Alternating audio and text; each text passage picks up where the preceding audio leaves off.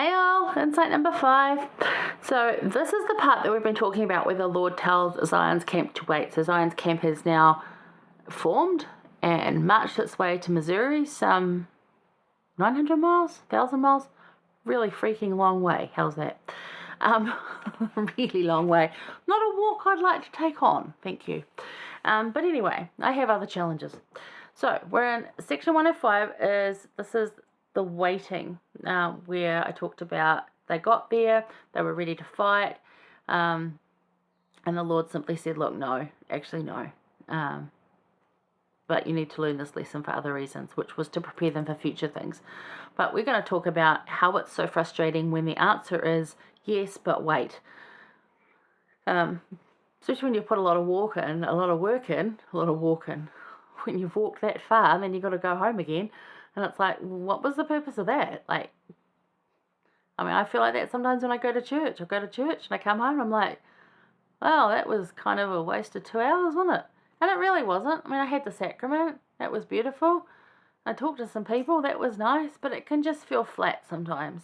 And that's just one example. There's lots of things that we wait on that are just frustrating. So, it's verses 9-13, but we're going to read 40. So 9 and 13 both speak about waiting and waiting for a little season, which is the Lord's time. And honestly, as we all know, can mean anything. Could mean a day, could mean 200 years. So that's what it is. But we're going to look at verse 40. Verse 40 said, and I love this verse, and make proposals for peace unto those who have smitten you according to the voice of the Spirit which is in you, and all things work together for your good.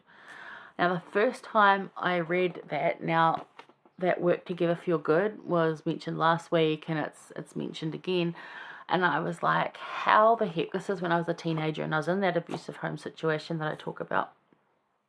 How the heck is this for my good? How could this possibly be for my good? Seriously right now? But I'm 15, and well, probably 12 to 15. I first read this when I was about 14, and I'm like, all of this works together for my good. All this hard stuff is for my benefit.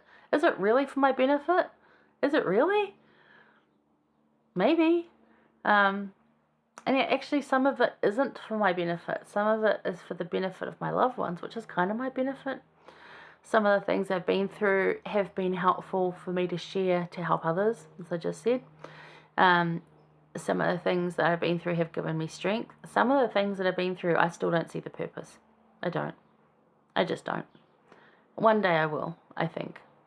And I don't think it's that all things are going to be made good for you, but all things I'll turn them into a benefit for you. I think it's a better way to put it. If the Lord was going to say, in our modern day language, I don't think he'd say all things, but all things shall work together for your good. He's not saying, I'm going to make everything good for you. That's a whole different sentence. He's saying, I'm going to work all of this icky into something beneficial for you.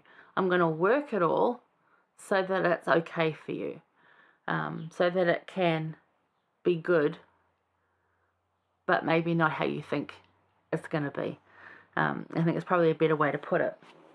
So, especially when we're waiting on the Lord for an answer or a deliverance, a rescue or a victory, when we're waiting on those things, so hard. I've put down here, how does waiting on the Lord's time work for your good? So how does waiting on the Lord's time, because the Lord's timing for a little season, how does that work for your good? Because it teaches you patience and it teaches you that, but it's so hard. This is a hard lesson to swallow. When something's going to be working towards your good, something's going to be to your benefit, but you don't know how yet. You can't see it. I might not tell you ever on your earthly journey, but it will be for your good. You just got to trust me on this. And it's like, well, yeah, but, right? So yeah, in the midst of hard things, we often cannot see how it will ever be for our good. Really. We might never see it until the next life. We need to trust the Lord, knowing he has got our backs, know that we need and that he will always come to our aid, because he will. He said he will fight our battles for us. He will come to our aid. And he has in the past for me multiple times, over and over and over. Absolutely has. Part of laying down our life or our will for Christ. And I testify he takes such icky and works it for our good, for our benefit. And it might not be that I'm going to take this icky situation and I'm going to make it all fairies and Disneyland and unicorns and rainbows for you. No. But I will make it so that you will be okay, that you will benefit from it somehow. And you might not see how, but you will be benefiting from it somehow. Does it make it worth going through those things? I don't know yet. Honestly, I don't know if going through all those things made it worth it. Maybe. I still have a lot of life to live, and maybe it'll pay off. And maybe I will see the benefit of it in the next life. I'm really trusting the Lord that I will, because I really actually don't know. But to trust him and to let him, and that's the important thing, that really is to let him. And we talked about that last week. Let him. He wants to do so much for us, and we just don't let him. We try to be independent and do it our way. And I think that's for a lot of the situations I've been in where I can say I don't see how it was for my good. It's because I was trying to do it my way. And so that's on me. If I was doing it his way and waiting for a season for the Lord's time, for God's time, it's a lot better.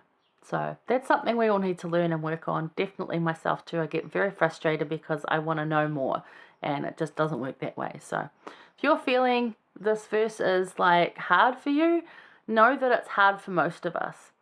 And it's something that we really just have to throw ourselves into. That's part of laying our life down, as I said, laying that life down, laying our will down, and letting Christ have his time and his way, because it is actually better. We just can't see it in the moment. Sherry Dew, she said, when we turn our lives over to the Lord, the power behind us is always greater than the obstacles before us. So when we've got the Lord on our side, whatever we're going to face is nothing compared to his power. Whatever's ahead of us, the power behind us is way greater. And that's what President Nelson again was talking about, and increasing our faith so we can move those mountains. Even if we haven't moved them since last conference, we've certainly made great strides in that direction, have we not? I hope so. All right. That's Come Follow Me for this week. My insights there. Hopefully you got something. I haven't even looked at next week's yet, so I can't even tell you what we're reading, but there's some really harsh persecution coming, even more so. So buckle up for that one, and remember that it actually worked out okay for the saints in the end. They were delivered. They did get victory. It just took time. But yeah, it really ramps up from now until the end of the year. So hang on tight. We've got some good stuff to cover. Stay safe out there, you guys. I love you all. Thank you for joining me this week, and I will see you later. Bye.